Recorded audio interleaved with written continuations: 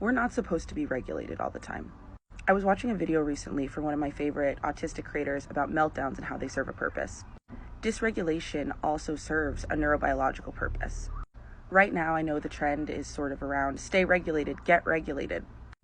And while it's true that we're not supposed to exist in a constant or even most of the time sense of parasympathetic response or stress response, this idea that we're supposed to be constantly regulated feels like emotional bypassing. It feels a bit like a rebranding of stay in constant control, control your emotions, control your feelings. The fact of the matter is, being able to regulate your nervous system is important. Being able to stay regulated is important. Self-regulation is critical to how we solve problems. It's the space that we want to be in, a regulated space, when we're dealing with stress in our lives, when we're managing conflict, when we're making really big, important decisions. But as human beings, it's not possible, nor is it healthy, to strive to be in a constant state of regulation. The chemical and hormonal processes that dysregulate us let us know important things about our body and our environment. They clue us into when we may be experiencing overwhelm, stress, or danger. They give us important information about whether we're overstimulated, whether we need to take a break, whether we're taking in too much information. Oftentimes, these systems can be the only thing that lets us know that we need to stop, that we need to pause, that we need to take a break.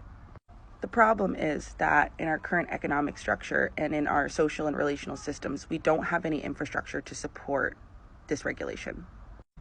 Our culture doesn't really reward break-taking and rest. And the imbalanced power dynamics in a lot of our romantic relationships, partnerships, or even how domestic labor is divided don't really allow space for the absence of productivity.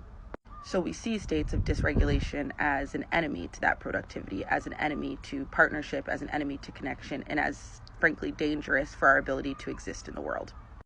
I think this is why so many people, myself included, are grappling with this idea of when am I really overwhelmed? When am I really able to stop? When have I had enough? And as a result, I think we've created a generation of overfunctioners. We're seeing these incredibly high rates of burnout. Burnout, which, mind you, has incredibly long-term lasting effects on the immune system and on the biology of the body. It makes the body less resistant to disease. It makes people more prone to injury. And our ability to function in dysregulation doesn't necessarily mean that we are functional, if that makes sense. And I think the consequences of that are devastating on our family units, on our relationships, on our workplaces, and on our world. The fact of the matter is, we are human primates, we're human animals, and we need spaces to come undone. There's incredibly important pathways and processing that happens following episodes of dysregulation that we bypass and miss in terms of our brain's plasticity and ability to tolerate stress in the future. And when we prioritize a constant state of regulation and a constant state of productivity, we miss out on a lot. These cycles in our bodies exist for a reason, right? They evolved to function this way. They serve a purpose.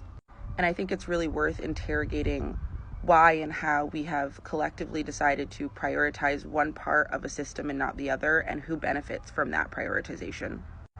Who and what systems and structures of dominance and power benefit from our focus on being constantly usable, constantly productive, and constantly available for labor, and what systems and structures work to punish and shame us for the natural cycles of dysregulation we experience and the information and wisdom that come from them.